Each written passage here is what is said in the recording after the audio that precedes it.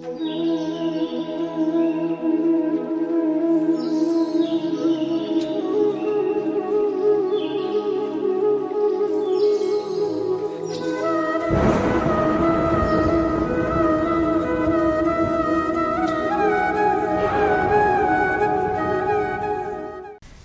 Programme ਦੇਖਣ ਵਾਲੇ ਸਾਰੇ ਦਰਸ਼ਕਾਂ ਦਾ ਬਹੁਤ-ਬਹੁਤ ਸਵਾਗਤ ਹੈ। ਜਿਵੇਂ ਕਿ ਤੁਸੀਂ ਜਾਣਦੇ ਹੋ ਕਿ ਆਪਣੇ ਇਸ ਪ੍ਰੋਗਰਾਮ ਦੇ ਰਾਹੀਂ ਸਾਡੀ ਹਮੇਸ਼ਾ ਹੀ ਇਹ ਕੋਸ਼ਿਸ਼ ਹੁੰਦੀ ਹੈ ਕਿ ਅਸੀਂ ਆਪਣੇ ਦਰਸ਼ਕਾਂ ਨੂੰ ਰੋਜ਼ਮਰਾ ਦੀਆਂ ਸਮੱਸਿਆਵਾਂ ਦੇ ਨਾਲ ਜਾਣੂ ਕਰਵਾਈਏ। ਨਾ ਕੇਵਲ ਜਾਣੂ ਕਰਵਾਉਣਾ ਬਲਕਿ ਉਹਨਾਂ ਦੀ ਇੱਕ ਮਾਹਿਰ ਦੀ ਰਾਏ ਦੇ ਵਿੱਚ ਅਸੀਂ ਉਹਦਾ ਕੋਈ ਹੱਲ ਵੀ ਜਿਹੜਾ ਹੈ ਆਪਣੇ ਦਰਸ਼ਕਾਂ ਤੱਕ ਪਹੁੰਚਾਉਂਦੇ ਹਾਂ ਤਾਂ ਜੋ ਉਹ ਉਹਨਾਂ ਸਮੱਸਿਆਵਾਂ ਤੋਂ ਕੋਈ ਨਿਜਾਤ ਹਾਸਲ ਕਰ ਸਕਣ। ਸੋ ਇਸੇ ਹੀ ਲੜੀ ਦੇ ਤਹਿਤ ਅੱਜ ਵੀ ਅਸੀਂ ਜਿਸ ਵਿਸ਼ੇ ਨੂੰ ਲੈ ਕੇ ਤੁਹਾਡੇ ਰੂਬਰੂ ਹੋ ਰਹੇ ਹਾਂ ਉਹ ਵਿਸ਼ਾ ਹੈ ਸਰਦੀਆਂ ਦੇ ਮੌਸਮ ਦੇ ਵਿੱਚ ਵਾਲਾਂ ਦੀ ਦੇਖਭਾਲ ਅਤੇ ਹੇਅਰ ਟ੍ਰਾਂਸਪਲਾਂਟ। ਸੋ ਦਰਸ਼ਕੋ, ਸਰਦੀਆਂ ਦਾ ਮੌਸਮ ਆ ਰਿਹਾ ਹੈ, ਅਸੀਂ ਜਾਣਦੇ ਹਾਂ, ਖੁਸ਼ਕੀ ਹੈ, ਠੰਡ ਵੱਧ ਰਹੀ ਹੈ। ਸੋ ਇਸ ਮੌਸਮ ਦੇ ਵਿੱਚ ਵਾਲਾਂ ਦੀ ਦੇਖਭਾਲ ਇੱਕ ਚੁਣੌਤੀ ਬਣ ਜਾਂਦੀ ਹੈ ਸਾਰਿਆਂ ਦੇ ਵਾਸਤੇ। ਸੋ ਵਾਲ ਜਿਹੜੇ ਹੈ ਇਹ ਸਾਡੀ ਖੂਬਸੂਰਤੀ ਵਿੱਚ ਨਿਖਾਰ ਲੈ ਕੇ ਆਉਂਦੇ ਹੈ, ਸਾਨੂੰ ਹੋਰ ਆਕਰਸ਼ਕ ਬਣਾਉਂਦੇ ਹੈ ਔਰ ਹਰ ਬਸ਼ਰ ਚਾਹੁੰਦਾ ਹੈ ਕਿ ਉਹਦੇ ਵਾਲ ਜਿਹੜੇ ਹੈ ਲੰਬੇ ਹੋਣ, ਘਣੇ ਹੋਣ, ਸੋਹਣੇ ਹੋਣ, ਉਹ ਹੋਰ ਖੂਬਸੂਰਤ ਲੱਗੇ, ਕਿਉਂਕਿ ਸੋਹਣੇ ਵਾਲ ਚਿਹਰੇ ਦੀ ਖੂਬਸੂਰਤੀ ਦੇ ਨਾਲ ਤੁਹਾਡੇ ਵਿੱਚ ਇੱਕ ਆਤਮ ਵਿਸ਼ਵਾਸ ਵੀ ਜਿਹੜਾ ਉਹ ਪੈਦਾ ਕਰਦੇ ਹਨ। ਸੋ ਇਸ ਵਿਸ਼ੇ ਦੇ ਬਾਰੇ ਵਿਚਾਰ ਕਰਨ ਲਈ, ਚਰਚਾ ਕਰਨ ਲਈ ਅੱਜ ਸਾਡੇ ਸਟੂਡੀਓ ਵਿੱਚ ਉਚੇਚੇ ਤੌਰ ਤੇ ਹਾਜ਼ਰ ਹੋਏ ਹਨ ਡਾਕਟਰ ਮੀਨਲ ਜੀ। ਡਾਕਟਰ ਮੀਨਲ, ਤੁਹਾਡਾ ਬਹੁਤ-ਬਹੁਤ ਸਟੂਡੀਓ 'ਚ ਸਵਾਗਤ ਹੈ ਜੀ। Thank you. ਜੇਕਰ ਮੈਂ ਡਾਕਟਰ ਮੀਨਲ ਦੇ ਬਾਰੇ ਗੱਲ ਕਰਾਂ ਤੇ ਇਹ ਆਪਣੇ ਵਿਸ਼ੇ ਦੇ ਵਿੱਚ ਬਹੁਤ ਮਾਹਿਰ ਹਨ। ਜਲੰਧਰ ਦੇ ਬਹੁਤ ਹੀ ਮੰਨੇ ਪਰਮੰਨੇ ਡੈਂਟਿਸਟ ਐਂਡ ਕਾਸਮੈਟੋਲੋਜਿਸਟ ਹਨ। ਸੋ ਅੱਜ ਤੱਕ ਜੇਕਰ ਮੈਂ ਗੱਲ ਕਰਾਂ ਤਾਂ ਇਹਨਾਂ ਨੇ ਅਨੇਕਾਂ ਹੀ ਮਰੀਜ਼ਾਂ ਦੇ ਚਿਹਰੇ ਦੇ ਉੱਪਰ ਆਪਣੇ ਉਸ ਇਲਾਜ ਦੇ ਰਾਹੀਂ ਜਿਹੜੀ ਇੱਕ ਵਿਸ਼ਵਾਸ ਭਰੀ ਮੁਸਕਰਾਹਟ ਲੈ ਕੇ ਆਉਂਦੀ ਹੈ। ਸੋ ਇਹਨਾਂ ਦੁਆਰਾ ਹੱਲ ਕੀਤੇ ਕੇਸਿਸ ਦਾ ਜਿਹੜਾ ਸਕਸੈਸ ਰੇਟ ਹੈ, ਜੇਕਰ ਮੈਂ ਬਹੁਤਾ ਨਾ ਕਹਾਂ ਤਾਂ ਸਭ ਤੋਂ ਜ਼ਿਆਦਾ ਹੈ ਜਲੰਧਰ ਸਿਟੀ ਦੇ ਵਿੱਚ। ਸੋ ਡਾਕਟਰ ਸਾਹਿਬ, ਅੱਜ ਵੀ ਅਸੀਂ ਚਾਹਾਂਗੇ ਕਿ ਤੁਹਾਡੀ ਜਿਹੜੀ ਐਕਸਪਰਟ ਰਾਏ ਹੈ ਉਹ ਸਾਡੇ ਦਰਸ਼ਕਾਂ ਤੱਕ ਪਹੁੰਚੇ। ਸੋ ਸਾਡੇ ਦਰਸ਼ਕਾਂ ਦੇ ਮਨ ਵਿੱਚ ਜਿੰਨੇ ਵੀ ਸਵਾਲ ਹਨ, ਸ਼ਾਇਦ ਸਾਡੀ ਇਸ ਵਾਰਤਾਲਾਪ ਦੇ ਰਾਹੀਂ ਉਹਨਾਂ ਵਿੱਚੋਂ ਕੋਈ ਹੱਲ ਜਿਹੜਾ ਹੈ ਜਾਂ ਉਹਨਾਂ ਦੀ ਸਮੱਸਿਆਵਾਂ ਦਾ ਕੋਈ ਨਿਵਾਰਨ ਜਿਹੜਾ ਹੈ ਉਹ ਜ਼ਰੂਰ ਹੋ ਸਕੇਗਾ। ਸੋ ਮੈਂ ਬਹੁਤਾ ਸਮਾਂ ਨਾ ਲੈਂਦੇ ਹੋਏ ਮੈਂ ਚਾਹਾਂਗੀ ਕਿ ਜੇ ਤੁਸੀਂ ਇਜਾਜ਼ਤ ਦਿਓ ਤਾਂ ਅਸੀਂ ਇਹ ਸਵਾਲ ਜਵਾਬ ਦਾ ਸਿਲਸਿਲਾ ਜਿਹੜਾ ਹੈ ਉਹ ਆਰੰਭ ਕਰ ਸਕੀਏ। ਹਾਂਜੀ, ਜ਼ਰੂਰ। Thank you doctor Sahib. So doctor ਸਾਹਿਬ, ਮੇਰਾ ਪਹਿਲਾ ਜਿਹੜਾ ਸਵਾਲ ਹੈ ਉਹ ਇਹ ਹੈ ਕਿ ਸਰਦੀਆਂ ਦੇ ਮੌਸਮ ਜਿਹੜਾ ਕਿ ਹੋਣਾ ਹੈ, ਖੁਸ਼ਕੀ, ਡਰਾਈਨੈਸ ਜਿਹੜੀ ਹੈ ਉਹ ਜ਼ਿਆਦਾ ਹੋ ਜਾਂਦੀ ਹੈ। ਸੋ ਇਸ ਮੌਸਮ ਦੇ ਵਿੱਚ ਅਸੀਂ ਵਾਲਾਂ ਦੀ ਜਿਹੜੀ ਸੰਭਾਲ ਹੈ ਉਹ ਕਿਵੇਂ ਸਾਨੂੰ ਜਿਹੜੀ ਉਹ ਕਰਨੀ ਚਾਹੀਦੀ ਹੈ, ਔਰ ਵਾਲਾਂ ਨੂੰ ਜਿਹੜੀਆਂ ਆਮ ਸਮੱਸਿਆਵਾਂ ਉਹ ਕਿਹੜੀਆਂ ਜਿਹੜੀਆਂ ਉਹ ਸਾਹਮਣਾ ਜਿਹੜਾ ਆਮ ਲੋਕਾਂ ਨੂੰ ਕਰਨਾ ਪੈਂਦਾ ਹੈ, ਔਰ ਉਹਨਾਂ ਤੋਂ ਆਪਾਂ ਛੁਟਕਾਰਾ ਕਿਵੇਂ ਪਾ ਸਕਦੇ ਹਾਂ ਜੀ? ਹਾਂਜੀ, ਹੁਣ ਜਿਵੇਂ ਸਰਦੀ ਦਾ ਮੌਸਮ ਆ ਰਿਹਾ ਹੈ, ਇਹਦੇ ਲਈ ਵਾਲਾਂ ਦੀ ਦੇਖਭਾਲ ਗਰਮੀਆਂ ਦੇ ਮੌਸਮ ਤੇ ਰੇਨੀ ਸੀਜ਼ਨ ਦੇ ਹਿਸਾਬ ਨਾਲ ਅਲੱਗ ਹੁੰਦੀ ਹੈ। ਕਿਉਂਕਿ ਇੱਕ ਤਾਂ ਟੈਂਪਰੇਚਰ ਡਿਫਰੈਂਸ ਅੰਦਰ ਦਾ ਤੇ ਬਾਹਰ ਦਾ ਬਹੁਤ ਜ਼ਿਆਦਾ ਹੁੰਦਾ ਹੈ। ਅੰਦਰ ਠੰਡ ਜ਼ਿਆਦਾ ਹੁੰਦੀ ਹੈ, ਕਮਰਿਆਂ 'ਚ ਲੋਕਾਂ ਨੇ ਹੀਟਰ ਲਗਾਏ ਹੁੰਦੇ ਨੇ, ਹੀਟ ਅਪ ਕੀਤੇ ਹੁੰਦੇ ਨੇ, ਉਹ ਟੈਂਪਰੇਚਰ ਡਿਫਰੈਂਸ ਦੇ ਨਾਲ ਸਾਡੀ ਜਿਹੜੇ ਵਾਲ ਨੇ ਉਹ ਬਹੁਤ ਜ਼ਿਆਦਾ ਅਫੈਕਟ ਹੁੰਦੇ ਨੇ। ਉਹਦੇ ਕਰਕੇ ਕੀ ਹੁੰਦਾ ਕਿ ਇੱਕ ਤਾਂ ਥੋੜਾ ਜਿਹਾ ਸਟੈਟਿਕ ਜਿਹੜਾ ਆ ਜਾਂਦਾ ਹੈ, ਜਿਵੇਂ ਵਾਲਾਂ ਦੇ ਅਗਰ ਕੰਗੀ ਕਰਦੇ ਆ ਤਾਂ ਵਾਲਾਂ ਉੱਤੇ ਕਰੰਟ ਆਉਂਦਾ ਹੈ, ਕੁਝ ਫੀਲ ਕਰਦੇ ਆ, ਉਹ ਵੀ ਸਾਡੀ ਜਿਹੜੇ ਵਾਲਾਂ 'ਚ ਆਉਂਦਾ ਉਹ ਟੈਂਪਰੇਚਰ ਡਿਫਰੈਂਸ ਕਰਕੇ ਹੀ ਆਉਂਦਾ ਹੈ। ਤੇ ਹੁਣ ਇਹਨਾਂ ਸਾਰਿਆਂ ਦੀ ਦੇਖਭਾਲ ਕਰਨ ਲਈ ਸਾਨੂੰ ਪ੍ਰੋਪਰ ਜਿਹੜੇ ਸ਼ੈਂਪੂ ਨੇ, ਕੰਡੀਸ਼ਨਰ ਨੇ, ਉਹ ਸਭ ਆਪਣੇ ਵਾਲਾਂ ਦੇ ਟੈਕਸਚਰ ਦੇ ਹਿਸਾਬ ਨਾਲ ਹੀ ਚੂਜ਼ ਕਰਨੇ ਚਾਹੀਦੇ ਆ। ਤੇ ਔਰ ਮੌਸਮ ਦੇ ਡਿਫਰੈਂਸ ਦੇ ਕਰਕੇ, ਟੈਂਪਰੇਚਰ ਦੇ ਡਿਫਰੈਂਸ ਦੇ ਕਰਕੇ ਫ੍ਰੀਜ਼ੀਨੈਸ ਬਹੁਤ ਜ਼ਿਆਦਾ ਆ ਜਾਂਦੀ ਹੈ। ਮੋਇਸਚਰ ਨਹੀਂ ਹੁੰਦਾ, ਮੋਇਸਚਰ ਲੂਜ਼ ਹੋਣ ਕਰਕੇ ਵਾਲਾਂ ਦਾ ਮੋਇਸਚਰ ਵੀ ਉੜਿਆ ਹੀ ਰਹਿੰਦਾ ਤੇ ਉਹਨਾਂ ਨੂੰ ਦੁਬਾਰਾ ਮੇਨਟੇਨ ਕਰਨ ਲਈ ਸਾਨੂੰ ਚੂਜ਼ ਕਰਨੇ ਚਾਹੀਦੇ ਹੈ ਮੋਇਸਚਰਾਈਜ਼ਿੰਗ ਸ਼ੈਂਪੂਸ, ਜਿਨ੍ਹਾਂ ਦੇ ਵਿੱਚ ਮੋਇਸਚਰਾਈਜ਼ਰ ਜ਼ਿਆਦਾ ਹੋਵੇ, ਨਮੀ ਹੋਵੇ। ਠੀਕ ਹੈ, ਜਿਹੜੇ ਕੰਡੀਸ਼ਨਰਸ ਨੇ ਉਹ ਵੀ deep conditioners, oil based, oil ਦੀ ਵਰਤੋਂ ਜਿੰਨੀ ਅਸੀਂ ਜ਼ਿਆਦਾ ਕਰਾਂਗੇ ਉਨਾ ਸਾਡਾ ਅੱਛਾ ਰਹੇਗਾ। Oil based shampoos, oil based conditioners ਦਾ ਇਸਤੇਮਾਲ ਕਰਨਾ ਬਹੁਤ ਲਾਜ਼ਮੀ ਹੋ ਜਾਂਦਾ ਹੈ, ਜਿਹਦੇ ਨਾਲ ਕਿ ਸਾਡਾ ਜਿਹੜਾ ਵਾਲਾਂ ਦਾ ਟੈਕਸਚਰ ਹੈ ਉਹ ਸੌਫਟ ਰਹੇਗਾ, ਸਮੂਥ ਰਹੇਗਾ ਤੇ ਫ੍ਰੀਜ਼ੀਨੈਸ ਤੋਂ ਬਚਿਆ ਰਹੇਗਾ। ਦੂਸਰਾ, ਜਦੋਂ ਵੀ ਅਸੀਂ ਮਸਾਜ ਕਰਨੀ ਹੈ, ਆਇਲ ਮਸਾਜ ਕਰਨੀ ਹੈ, ਉਹਨੂੰ ਓਵਰਨਾਈਟ ਨਹੀਂ ਰੱਖਣਾ, ਉਹਨੂੰ ਐਟਲੀਸਟ ਅੱਧਾ ਘੰਟਾ, ਪੌਣਾ ਘੰਟਾ ਪਹਿਲੇ ਤੇਲ ਗਰਮ ਇਸਤੇਮਾਲ ਕਰਨਾ ਹੈ। ਠੰਡੇ ਤੇਲ ਐਬਜ਼ੌਰਬ ਨਹੀਂ ਹੁੰਦਾ ਸਾਡੇ ਵਾਲਾਂ ਦੇ ਵਿੱਚ। ਹਮੇਸ਼ਾ ਜਿਹੜਾ ਤੇਲ ਹੈ ਉਹ ਗਰਮ ਕਰਕੇ ਹੀ ਅਪਲਾਈ ਕਰਨਾ ਚਾਹੀਦਾ ਹੈ। ਠੀਕ ਹੈ, ਉਸ ਤੋਂ ਬਾਅਦ ਜਿਹੜਾ ਹੌਟ ਟਾਵਲ ਹੈ ਉਹਨੂੰ ਸਾਨੂੰ ਸਿਰ ਤੇ ਬੰਨ ਕੇ ਐਟਲੀਸਟ ਫॉर 5 ਮਿੰਟਸ 10 ਮਿੰਟਸ ਉਸ ਤਾਂ ਕਿ ਅੱਛੀ ਤਰ੍ਹਾਂ ਐਬਜ਼ੌਰਬ ਹੋ ਜਾਏ ਸਾਡਾ ਆਇਲ, ਸਾਡੀ ਸਕਿਨ ਸਕੈਲਪ ਚ ਰਚ ਜਾਵੇ। ਠੀਕ ਹੈ। ਉਸ ਤੋਂ ਬਾਅਦ 45 ਮਿੰਟ ਬਾਅਦ ਉਹਨੂੰ ਅਸੀਂ ਕਿਸੇ ਵੀ ਅੱਛੇ ਮੋਇਸਚਰਾਈਜ਼ਰ ਸ਼ੈਂਪੂ ਜਿਹੜਾ ਹੁੰਦਾ ਉਹਦੇ ਨਾਲ ਕਲੀਨ ਆਊਟ ਕਰਨਾ ਹੈ। ਠੀਕ ਹੈ ਜੀ। ਔਰ ਜਿਹੜਾ ਸਾਡਾ ਕੰਡੀਸ਼ਨਰ ਹੈ ਉਹ ਮੈਂਡੇਟਰੀ ਹੈ, ਉਹ ਬਹੁਤ ਜ਼ਰੂਰੀ ਹੈ, ਉਹਨੂੰ ਲਗਾਉਣਾ ਹੀ ਲਗਾਉਣਾ ਹੈ, ਨਹੀਂ ਤਾਂ ਸਾਡੇ ਵਾਲਾਂ ਦੀ ਜਿਹੜੀ ਫ੍ਰੀਜ਼ਿੰਗਨੈਸ ਹੈ ਉਹ ਇੰਪਰੂਵ ਨਹੀਂ ਹੋਏਗੀ। ਰਾਈਟ। ਔਰ ਬਾਕੀ ਮੌਸਮ ਦੇ ਹਿਸਾਬ ਨਾਲ ਹੀ ਅਸੀਂ ਆਪਣੇ ਵਾਲਾਂ ਦੀ ਜਿਹੜੀ ਖਾਣ ਪਾਨ ਹੈ ਉਹਦੇ ਉੱਤੇ ਵੀ ਧਿਆਨ ਰੱਖਣਾ ਹੁੰਦਾ ਹੈ। ਹੁਣ ਅੱਜ ਕੱਲ੍ਹ ਜਿਵੇਂ ਸਰਦੀਆਂ ਸ਼ੁਰੂ ਹੋ ਰਹੀਆਂ ਨੇ, ਸਾਨੂੰ ਫੂਡ ਵੀ ਉਹਦੇ ਹਿਸਾਬ ਨਾਲ ਦਾ ਹੀ ਲੈਣਾ ਪਏਗਾ। ਠੀਕ ਹੈ। ਨਟਸ ਹੋ ਗਏ, ਗ੍ਰੀਨ ਵੈਜੀਟੇਬਲਸ ਹੋ ਗਏ, ਉਹ ਸਭ ਇੰਟਰਨਲੀ ਹੈ ਤੇ ਜਿਹੜੇ ਸ਼ੈਂਪੂਜ਼ ਨੇ ਉਹ ਆਊਟ। ਤੁਸੀਂ ਉਹਨੇ ਡਾਕਟਰ ਸਾਹਿਬ ਗੱਲ ਕੀਤੀ ਸੀ ਵੀ ਕੰਡੀਸ਼ਨਰ ਸਾਨੂੰ ਲਗਾਉਣਾ ਚਾਹੀਦਾ ਹੈ ਨਾ, ਸੋ ਮੈਂ ਇੱਥੇ ਪੁੱਛਣਾ ਚਾਹੁੰਦੀ ਸੀ ਕਿ ਜਦੋਂ ਆਪਾਂ ਕੰਡੀਸ਼ਨਰ ਯੂਜ਼ ਕਰਨਾ ਹੈ, ਠੀਕ ਹੈ, ਵੀ ਕਈ ਵਾਰੀ ਸਾਨੂੰ ਪਤਾ ਨਹੀਂ ਹੁੰਦਾ ਵੀ ਉਹ ਕੀ ਸਕੈਲਪ ਤੇ ਯੂਜ਼ ਕਰਨਾ ਚਾਹੀਦਾ ਕਿ ਥੱਲੇ ਵਾਲਾਂ ਦੀ ਲੈਂਥ ਤੇ ਆਪਾਂ ਉਹਨੂੰ ਅਪਲਾਈ ਕਰਨਾ ਹੁੰਦਾ। ਹਾਂਜੀ, ਇਹ ਮੈਂ ਪੁੱਛਣਾ ਚਾਹ ਰਹੀ ਸੀ। ਹਾਂਜੀ, ਇਹ ਬਹੁਤ ਕਾਮਨ ਕੁਐਸਚਨ ਹੈ, ਲੋਕ ਗਲਤੀਆਂ ਕਰਦੇ ਨੇ ਕੰਡੀਸ਼ਨਰ ਨੂੰ ਯੂਜ਼ ਕਰਨ ਵੇਲੇ। ਹਾਂਜੀ, ਕੰਡੀਸ਼ਨਰ ਹਮੇਸ਼ਾ ਸਾਡੇ ਵਾਲਾਂ ਦੀ ਸਟ੍ਰੈਂਡਸ ਤੇ ਲੱਗਣਾ ਚਾਹੀਦਾ ਹੈ, ਨੀਚੇ। ਠੀਕ ਹੈ। ਔਰ ਜਿਹੜਾ ਸਾਡਾ ਸ਼ੈਂਪੂ ਨੇ ਉਹ ਸਾਡੀ ਸਕੈਲਪ ਨੂੰ ਕਲੀਨ ਕਰਨ ਲਈ ਇਸਤੇਮਾਲ ਹੁੰਦੇ ਨੇ। ਕੰਡੀਸ਼ਨਰ ਸਾਡੇ ਜਿਹੜੇ ਸਟ੍ਰੈਂਡਸ ਨੇ ਉਹਨਾਂ ਦੀ ਜਿਹੜੀ ਕੋਟਿੰਗ ਕਰਦੇ ਨੇ ਤੇ ਉਹਦੇ ਨਾਲ ਉਹਨਾਂ ਨੂੰ ਟੁੱਟਣ ਤੋਂ ਬਚਾਉਂਦੇ ਨੇ। ਠੀਕ ਹੈ। ਸੋ ਡਾਕਟਰ ਸਾਹਿਬ ਅੱਜ ਕੱਲ੍ਹ ਨਾ ਬਾਜ਼ਾਰਾਂ ਵਿੱਚ ਕਈ ਪ੍ਰਕਾਰ, ਮਾਰਕੀਟ ਦੇ ਵਿੱਚ ਕਈ ਪ੍ਰਕਾਰ ਦੇ ਕੈਮੀਕਲ ਬੇਸਡ ਜਿਹੜੇ ਪ੍ਰੋਡਕਟ ਨੇ ਉਹ ਅਵੇਲੇਬਲ ਨੇ, ਜਿਹੜੇ ਕਿ ਬਹੁਤ ਦਾਅਵਾ ਕੀਤਾ ਹੁੰਦਾ ਹੈ ਕਿ ਤੁਸੀਂ ਇਹਨਾਂ ਪ੍ਰੋਡਕਟ ਨੂੰ ਯੂਜ਼ ਕਰੋ, ਤੁਹਾਡੇ ਵਾਲ ਸਿਲਕੀ ਹੋ ਜਾਣਗੇ, ਲੰਬੇ ਹੋ ਜਾਣਗੇ, ਹੋਰ ਘਣੇ ਹੋ ਜਾਣਗੇ, ਹੈ ਨਾ। ਸੋ ਉਹ ਪ੍ਰੋਡਕਟਸ ਦੀ ਚੋਣ ਕਿਵੇਂ ਕਰਨੀ ਹੈ? ਆਫਟਰ ਆਲ ਤਾਂ ਆਪਾਂ ਕੋਈ ਨਾ ਕੋਈ ਪ੍ਰੋਡਕਟ ਲੈਣਾ ਹੀ ਹੈ ਵਾਲਾਂ ਵਾਸਤੇ, ਆਪਾਂ ਉਹਦੀ ਸਿਲੈਕਸ਼ਨ ਕਿਵੇਂ ਕਰਨੀ ਹੈ? ਫਿਰ ਉਹਦੀ ਕੀ, ਦੂਸਰਾ ਮੇਰਾ ਕੁਐਸਚਨ ਇਹ ਹੈ ਕਿ ਸਾਨੂੰ ਉਹ ਪ੍ਰੋਡਕਟਸ ਜਿਹੜੇ ਆ ਅੰਨੇਵਾਹ ਉਹਦੇ ਪਿੱਛੇ ਲੱਗ ਕੇ ਯੂਜ਼ ਕਰ ਲੈਣੇ ਚਾਹੀਦੇ ਆ ਕਿ ਨਹੀਂ? ਨਹੀਂ, ਉਹ ਤਾਂ ਬਿਲਕੁਲ ਵੀ ਨਹੀਂ। ਔਨ ਦਾ ਕਾਊਂਟਰ ਜਿਹੜੇ ਅਸੀਂ ਪ੍ਰੋਡਕਟਸ ਲਈਦਾ, ਕਈ ਵਾਰੀ ਪੇਸ਼ੈਂਟਸ ਨੂੰ ਪਤਾ ਨਹੀਂ ਹੁੰਦਾ ਕਿ ਉਹ ਸਿਰਫ ਸਾਡੇ ਵਾਲਾਂ ਤੇ ਨਹੀਂ, ਸਾਡੀ ਸਕਿਨ ਨੂੰ ਵੀ ਅਫੈਕਟ ਕਰ ਰਿਹਾ ਹੈ। ਹਾਂਜੀ, ਉਹ ਡ੍ਰਿਪ ਕਰਦਾ ਸਾਡੇ ਫੇਸ ਤੇ ਜਿਨ੍ਹਾਂ ਦੀ ਆਇਲੀ ਸਕਿਨ ਹੁੰਦੀ ਹੈ ਜਾਂ ਜਿਨ੍ਹਾਂ ਦੀ ਸੈਂਸਿਟਿਵ ਸਕਿਨ ਹੁੰਦੀ ਹੈ, ਉਹਨਾਂ ਦੀ ਸਕਿਨ ਤੇ ਵੀ ਉਹ ਅਫੈਕਟ ਕਰਦੇ ਨੇ ਜੋ ਵੀ ਕੈਮੀਕਲਸ ਉਹਨਾਂ ਦੇ ਅੰਦਰ ਹੁੰਦੇ ਆ। ਲਾਈਕ ਮੋਸਟ ਪ੍ਰੋਬਬਲੀ ਸਾਨੂੰ ਉਹਦੇ ਉੱਤੇ ਰੀਡ ਆਊਟ ਕਰਨਾ ਚਾਹੀਦਾ ਉਹਦੀ ਸ਼ੈਲਫ ਲਾਈਫ ਦਾ। ਰਾਈਟ, ਜਿਹੜਾ ਵੀ ਅਸੀਂ ਪੈਕੇਟ ਖਰੀਦਨੇ ਆ, ਜੋ ਵੀ ਬੋਟਲ ਖਰੀਦਨੇ ਆ, ਔਰ ਇਟ ਸ਼ੁੱਡ ਬੀ ਪੈਰਾਬਨ ਫ੍ਰੀ ਤੇ ਨਾਲ ਸਾਡਾ ਸਲਫੇਟ ਫ੍ਰੀ, SLS ਫ੍ਰੀ ਔਰ ਪੈਰਾਬਨ ਫ੍ਰੀ ਪ੍ਰੋਡਕਟ ਹੋਣਾ ਚਾਹੀਦਾ। ਔਰ ਪਹਿਲੇ ਤਾਂ ਮੇਨ ਗੱਲ ਇਹੀ ਹੈ ਕਿ ਆਇਲੀ ਸਕਿਨ ਔਰ ਡਰਾਈ ਸਕਿਨ, ਇਹਦੇ ਹਿਸਾਬ ਨਾਲ ਹੀ ਸਾਨੂੰ ਆਪਣਾ ਪ੍ਰੋਡਕਟ ਚੂਜ਼ ਕਰਨਾ ਚਾਹੀਦਾ। ਬਿਲਕੁਲ ਔਨ ਦਾ ਕਾਊਂਟਰ ਜਦੋਂ ਅਸੀਂ ਲੈ ਲੈਂਦੇ ਆ, ਹੁਣ ਕਈ ਵਾਰੀ ਪਤਾ ਨਹੀਂ ਚੱਲਦਾ, ਐਂਟੀ ਡੈਂਡਰਫ ਸ਼ੈਂਪੂ ਵੀ ਕੋਈ ਵੀ ਉਠਾ ਲਿਆ। ਹੁਣ ਸਰਦੀਆਂ ਦੇ ਮੌਸਮ 'ਚ ਸਭ ਤੋਂ ਮੇਨ ਪ੍ਰੋਬਲਮ ਡੈਂਡਰਫ ਦੀ ਹੀ ਰਹਿਣੀ ਹੈ। ਹਾਂਜੀ, ਬਿਲਕੁਲ। ਠੀਕ ਹੈ, ਕਿਉਂਕਿ ਰੁੱਖੀ ਸੁੱਕੀ ਤਵਚਾ ਹੋ ਜਾਂਦੀ ਹੈ।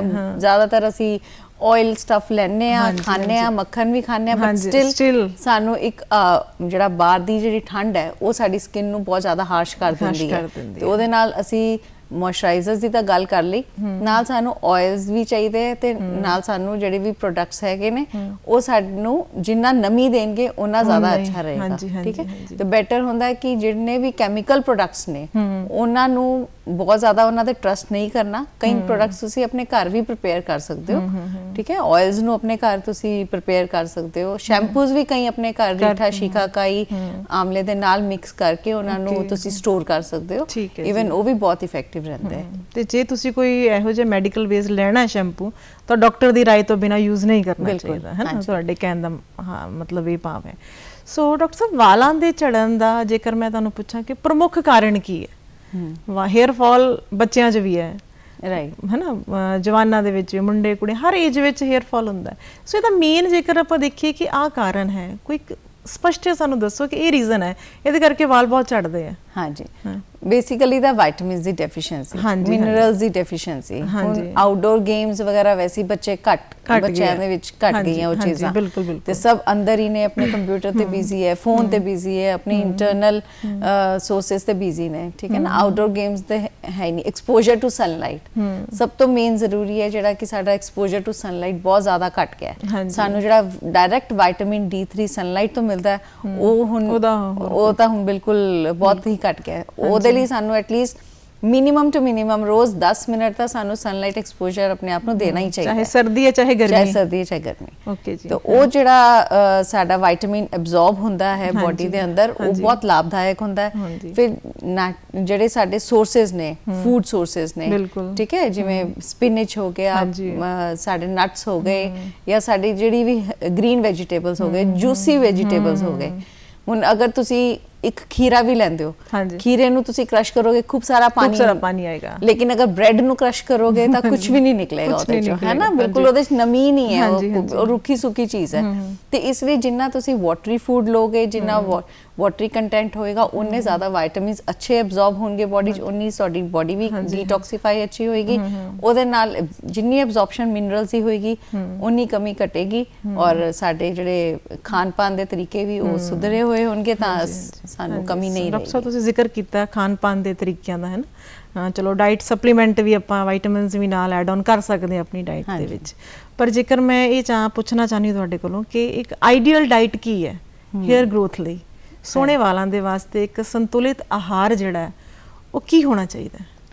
ਉਹਦੇ ਲਈ ਦੇਖੋ, ਮੈਂ ਉਹੀ ਗੱਲ ਕੀਤੀ ਤੁਹਾਡੇ ਨਾਲ ਕਿ ਗ੍ਰੀਨ ਲੀਫੀ ਵੈਜੀਟੇਬਲਸ ਜਿਹੜੇ ਹੁੰਦੇ ਨੇ ਨਾ, ਉਹਨਾਂ 'ਚ B12 ਮਿਲ ਜਾਂਦਾ ਹੈ, D3 ਮਿਲ ਜਾਂਦਾ ਹੈ, ਪੋਟੈਸ਼ੀਅਮ, ਮੈਗਨੀਸ਼ੀਅਮ, ਸਿਲੇਨੀਅਮ, ਜ਼ਿੰਕ, ਇਹ ਜਿਹੜੇ ਮੇਨ ਸਾਡੇ ਮਿਨਰਲਸ ਨੇ ਉਹ ਬਹੁਤ ਜ਼ਿਆਦਾ ਇੰਪੋਰਟੈਂਟ ਨੇ ਓਵਰਆਲ ਹੈਲਥ ਲਈ। ਬਾਇਓਟੀਨ ਅਸੀਂ ਬਾਹਰ ਦੇ ਸੋਰਸ ਤੋਂ ਵੀ ਲਈਦਾ, ਇੰਟਰਨਲ ਸੋਰਸ ਸਾਡੇ ਕੋਲ ਸਬਜ਼ੀਆਂ ਨੇ, ਠੀਕ ਹੈ।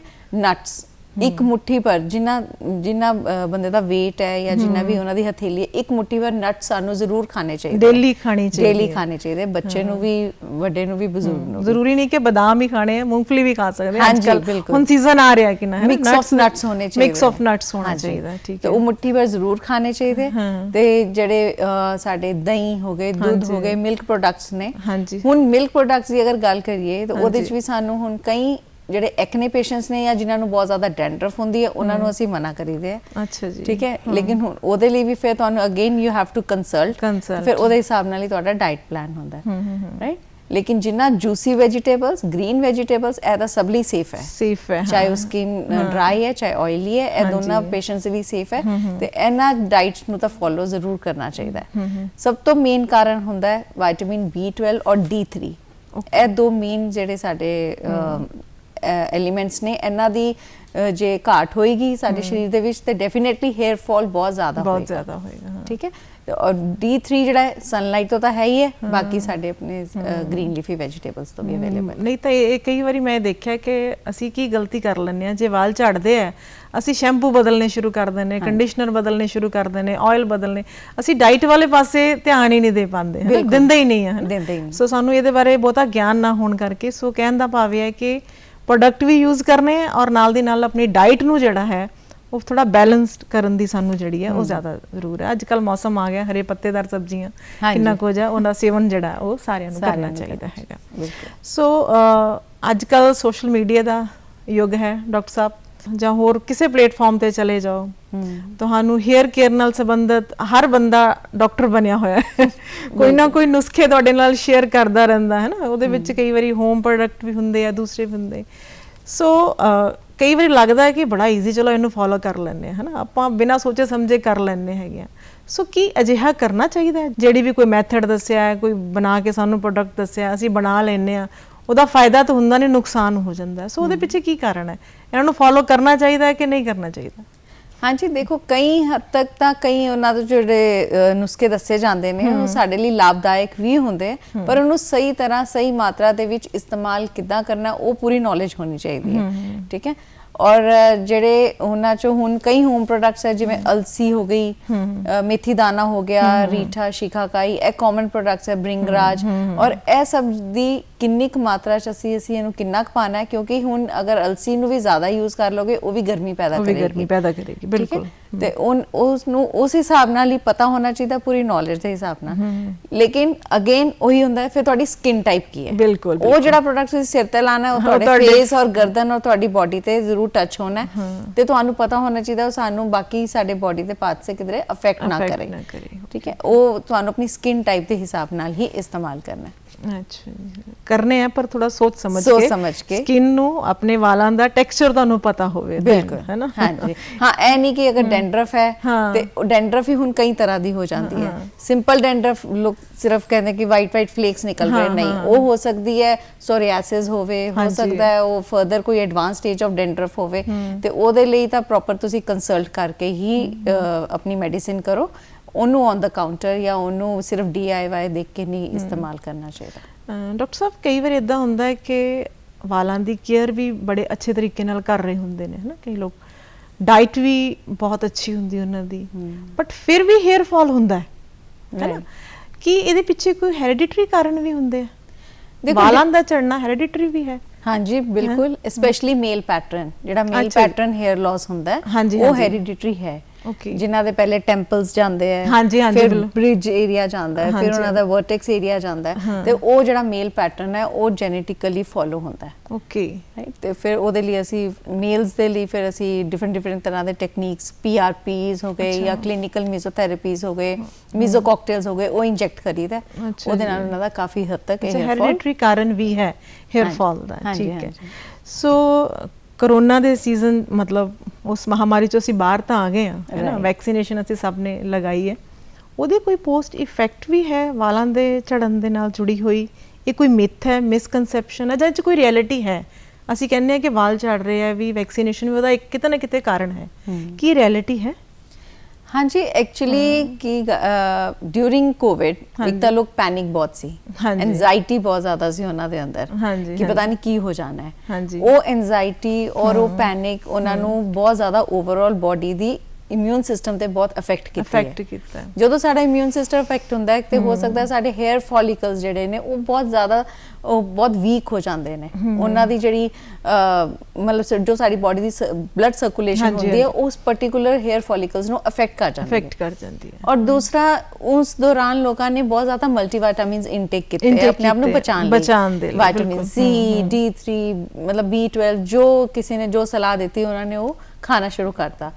ਹੁਣ ਸਾਡੀ ਬੋਡੀ ਨੂੰ ਉਹ ਓਵਰ ਮਲਟੀਵਿਟਾਮਿਨਸ ਜਿਹੜੇ ਉਹਨਾਂ ਨੇ ਲਿੱਤੇ ਉਹਦੀ ਆਦਤ ਪੈ ਗਈ ਸੀ। Could be excessive multivitamins could be the cause, ਠੀਕ ਹੈ, ਉਹ ਵੀ ਕਾਰਨ ਹੋ ਸਕਦਾ ਹੈ। ਤੇ ਜਿਹੜੇ ਅਸੀਂ ਜਦੋਂ ਇੱਕਦਮ ਹੁਣ ਜਦੋਂ ਹੀ ਕੋਵਿਡ ਦਾ ਲਹਿਰ ਥੋੜੀ ਘਟੀ ਤੇ ਲੋਕਾਂ ਨੇ ਦਵਾਈਆਂ ਬੰਦ ਕਰਤੀਆਂ ਤੇ ਇੱਕਦਮ ਹੀ ਤੁਸੀਂ ਘਟਾਤੇ ਆਪਣੇ ਮਲਟੀਵਿਟਾਮਿਨਸ, ਤੇ ਉਹਦੇ ਨਾਲ ਵੀ ਜਿਹੜਾ ਉਹਦਾ ਸਾਈਡ ਇਫੈਕਟ ਆਉਂਦਾ ਉਹ ਵੀ ਹੇਅਰ ਫਾਲ ਨੂੰ ਕਾਜ਼ ਕਰਦਾ ਹੈ। ਸੋ ਇੱਕ ਮੇਨ ਗੱਲ ਤਾਂ ਐਂਜ਼ਾਈਟੀ ਹੀ ਹੈ ਔਰ ਓਵਰ ਸਾਡੇ ਜਿਹੜੇ ਮਲਟੀਵਿਟਾਮਿਨਸ। ਮਤਲਬ ਅਸੀਂ ਕਹਿ ਸਕਦੇ ਹਾਂ ਕਿ ਕਰੋਨਾ ਇਫੈਕਟ 'ਚ ਇੱਕ ਜਿਹੜਾ ਕਾਰਨ ਵਾਲਾਂ ਦਾ ਝੜਨਾ ਹੈਗਾ, ਹੈ ਨਾ, ਇਹ ਰਿਐਲਿਟੀ ਹੈ ਜੀ। ਬਿਲਕੁਲ। ਹਾਂਜੀ ਡਾਕਟਰ ਸਾਹਿਬ, ਚਲੋ ਤੁਸੀਂ ਬਹੁਤ, ਆਪਾਂ ਸਾਡੀ ਵਧੀਆ ਗੱਲਬਾਤ ਚੱਲ ਰਹੀ ਹੈ, ਅੱਛੀ ਡਾਈਟ ਵੀ ਲਈ ਹੈ, ਵਧੀਆ ਪ੍ਰੋਡਕਟ ਯੂਜ਼ ਕਰ ਲਿਆ, ਪਰ ਫਿਰ ਵੀ ਕਈ ਵਾਰੀ ਹੁੰਦਾ ਹੈ ਕਿ ਵਾਲ ਝੜ ਗਏ, ਵਾਲ ਪਤਲੇ ਹੋ ਗਏ, ਹੈ ਨਾ। ਸੋ ਉਹਦੇ ਲਈ ਅੱਜ ਕੱਲ੍ਹ ਜਿਹੜਾ ਨਵੀਆਂ ਤਕਨੀਕ ਸਾਡੇ ਕੋਲ ਆ ਗਈਆਂ ਨੇ, ਹੈ ਨਾ, ਉਹਦੇ ਵਿੱਚ ਹੇਅਰ ਟਰਾਂਸਪਲਾਂਟ ਜਿਹੜਾ ਇੱਕ ਨਵੀਂ, ਆਪਾਂ ਤੁਹਾਨੂੰ ਪਤਾ ਹੈ, ਜਿਹੜਾ ਆਪਾਂ ਯੂਜ਼ ਕਰਦੇ ਹੈਗੇ। ਸੋ ਹੇਅਰ ਟਰਾਂਸਪਲਾਂਟ ਹੈ ਕੀ ਹੈ? ਸਾਨੂੰ ਬਹੁਤਿਆਂ ਨੂੰ ਪਤਾ ਹੀ ਨਹੀਂ ਹੈ ਕਿ ਹੇਅਰ ਟਰਾਂਸਪਲਾਂਟ ਚੀਜ਼ ਕੀ ਹੈ, ਔਰ ਉਸ ਤੋਂ ਬਾਅਦ ਇਹਦੇ ਬਾਰੇ ਲੋਕਾਂ ਦੇ ਮਨਾਂ ਵਿੱਚ ਕਈ ਪ੍ਰਕਾਰ ਦੇ ਸੰਸ਼ੇ ਵੀ ਹੈ, ਡਰ ਵੀ ਹੈ, ਡਾਊਟਸ ਵੀ ਹੈਗੇ ਹੈ, ਕਈ ਕਰਵਾਉਣਾ ਚਾਹੁੰਦੇ ਆ, ਨਹੀਂ ਕਰਵਾਉਂਦੇ ਹੈਗੇ, ਲੋਕਾਂ ਨੂੰ ਕਲੈਰਿਟੀ ਨਹੀਂ ਹੈ ਇਹਦੇ ਬਾਰੇ ਕਿ ਵਾਟ ਇਜ਼ ਹੇਅਰ ਟਰਾਂਸਪਲਾਂਟ। ਸੋ ਇਹਦੇ ਬਾਰੇ ਸਾਨੂੰ ਜ਼ਰੂਰ ਦੱਸੋ ਕਿ ਇਹਦੀ ਪ੍ਰੋਸੀਜਰ ਕੀ ਹੈ, ਵਿਧੀ ਕੀ ਹੈ, ਇਹ ਟਰਾਂਸਪਲਾਂਟ ਹੈ ਕੀ ਹੈ? ਹਾਂਜੀ, ਹੇਅਰ ਫਾਲ ਵੀ ਬਹੁਤ ਤਰ੍ਹਾਂ ਦੇ ਹੁੰਦੇ ਆ, ਠੀਕ ਹੈ ਨਾ।